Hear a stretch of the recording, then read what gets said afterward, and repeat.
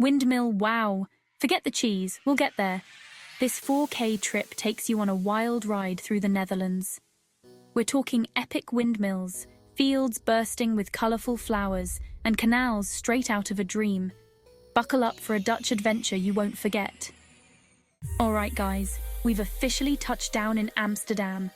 This city is buzzing with energy, bicycles whizzing by, canals reflecting the sky. It's like stepping into a dream. First things first, we gotta talk about these canals. They're everywhere, and they're beautiful.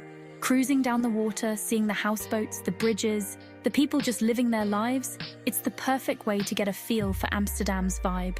And speaking of vibes, let's talk about the culture here. Amsterdam is known for being open-minded and tolerant, and you can feel that energy everywhere you go. People are just chill and friendly, and there's this sense of freedom in the air that's contagious. Now, you can't come to Amsterdam without experiencing its history. The Anne Frank House is a must-visit, a powerful reminder of the past and the importance of fighting for what's right. And if you're an art lover, the Van Gogh Museum is a no-brainer. Seeing those iconic brushstrokes up close and personal is an experience you won't forget. But Amsterdam isn't just about museums and history, it's also about the little things, the quirky shops in the Jordaan district, the smell of fresh stroopwafels wafting through the air, the street performers sharing their talents. Hold on to your hats, folks, because today we're stepping into a real-life fairy tale Keukenhof gardens. Imagine a place where millions of tulips, daffodils, hyacinths, you name it, explode in a symphony of color. It's like walking through a painting, only better because you can smell the flowers and feel the sunshine on your face. They're everywhere, arranged in intricate designs that stretch as far as the eye can see. It's almost overwhelming in the best way possible. You can spend hours wandering through these gardens, getting lost in the beauty. Hidden pathways, tranquil ponds, and a windmill offer panoramic views. It's impossible to leave Keukenhof without a smile on your face. Get ready to step back in time, because today we're heading to Kinderdijk, a UNESCO World Heritage Site that's home to 19 majestic windmills. These aren't your average windmills, though. These bad boys were built back in the 1700s to drain the surrounding land and prevent flooding. Talk about Dutch ingenuity. And let me tell you, these windmills are impressive. Standing tall and proud against the backdrop of the Dutch countryside, they're a testament to human ingenuity and our ability to work with nature. You can even go inside some of them and see the inner workings, the massive wooden gears, and the ingenuity that went into building these structures centuries ago. But Kinderdijk isn't just about the windmills. It's about the whole atmosphere. The peaceful canals, the lush green fields, the sound of the wind rustling through the reeds. It's like stepping into a postcard. You can rent a bike and explore the area on 2 wheels, or take a leisurely boat tour and admire the windmills from the water. We opted for the boat tour, and it was the perfect way to experience Kinderdijk. Cruising along the canals, the windmills towering above us, the sun shining down, it was pure relaxation. We even saw some ducks and swans swimming alongside the boat, just enjoying the scenery as much as we were. Kinderdijk is one of those places that makes you appreciate the simpler things in life. Chapter 4. The Hague, where history meets modernity. Yo, travel zone fam. We're about to dive into a city that's all about power moves and international vibes. The Hague. This place is buzzing with diplomats, politicians, and people from all walks of life, making it a melting pot of cultures and ideas. First things first, we gotta talk about the Peace Palace. This iconic building is like the United Nations of architecture. Grand, imposing, and a symbol of hope for a more peaceful world. It's home to the International Court of Justice, where countries come together to settle disputes peacefully. Pretty cool, right? But The Hague isn't all serious business. It's also home to the Mauritshuis Museum, a treasure trove of Dutch Golden Age paintings. We're talking masterpieces by Rembrandt, Vermeer, and other artistic heavyweights. Get ready to be blown away by the detail and artistry of these iconic works. Now let's talk about the vibe in The Hague. It's a cool mix of historic grandeur and modern sophistication.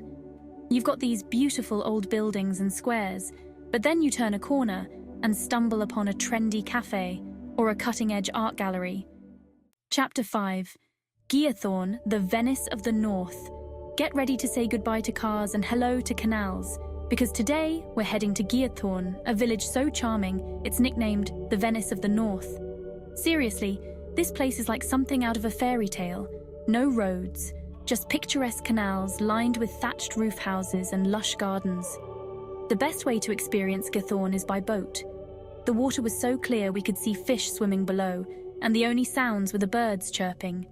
As we glided through the canals, we passed by locals tending to their gardens and sipping coffee on their patios. Each house has its own little dock, so you can park your boat right outside your front door. The gardens are bursting with colourful flowers and charming bridges. Giethoorn is a photographer's paradise. Hold on tight, architecture enthusiasts, because we're about to enter a city that's pushing the boundaries of design, Rotterdam. This place is a playground for innovative architecture, from futuristic skyscrapers to quirky cube houses. Get ready to be amazed by the creativity and boldness of this dynamic city. First up, we gotta talk about the Erasmus Bridge, aka the Swan. This iconic bridge spans the Nieuwe Maas River and has become a symbol of modern Rotterdam. Its sleek design and graceful curve are a sight to behold, especially at night when it's illuminated against the city skyline. But the architectural wonders don't stop there. Rotterdam is also home to the cube houses, a series of tilted, cube-shaped houses designed by architect Piet Blom. These quirky homes are a testament to Rotterdam's willingness to embrace unconventional design, and they're definitely a must-see when you're in the city.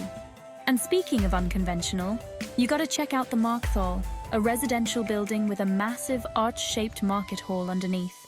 Get ready for a blast from the past, because today we're heading to Zaanse Schans, an open-air museum that's like stepping back in time to the Dutch Golden Age.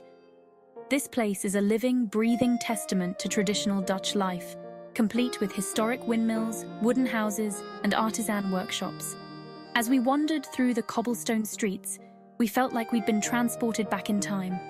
The smell of freshly baked bread wafted from the bakery, the sound of a blacksmith hammering metal rang through the air, and the sight of colourful clogs lined up outside a shop took us back to a simpler era. One of the highlights of Zaanse Schans is the windmills. These aren't just for show though. They're still operational, grinding spices, making paint, and sawing wood just like they did centuries ago. We even got to see a demonstration of how they make mustard using a traditional windmill-powered millstone. But Zaanse Schans isn't just about windmills. It's also home to a cheese factory, a pewter foundry, a clog workshop, and even a traditional Dutch bakery. Get ready to explore a city that seamlessly blends medieval charm with modern energy. Utrecht. This place has it all: picturesque canals, historic churches, a vibrant cultural scene, and even a tower that offers panoramic views of the city. Our first stop was the Dom Tower, the tallest church tower in the Netherlands. The climb to the top was a bit of a workout, but the views were worth every step. From up there, we could see the entire city spread out before us: the winding canals, the red-tiled roofs, and the lush green parks. After catching our breath, we headed down to explore the canals. Utrecht's canals are unique because they have these wharf cellars, which are basically underground spaces built right into the canal walls. Many of these cellars have been transformed into cozy cafes and restaurants, creating a unique and charming atmosphere. We stopped for lunch at one of these canal-side cafes and enjoyed some delicious Dutch pancakes while watching the boats go by. And there you have it, folks, our whirlwind tour of the Netherlands. From the charming canals of Amsterdam to the historic windmills of Kinderdijk, this country has left an unforgettable mark on our hearts. We've been blown away by the beauty, the culture, and the friendly people of the Netherlands. It's a country that truly has something for everyone. Whether you're a history buff, an art enthusiast, a foodie, or just looking for a beautiful and relaxing getaway. So what are you waiting for? Start planning your Dutch adventure today.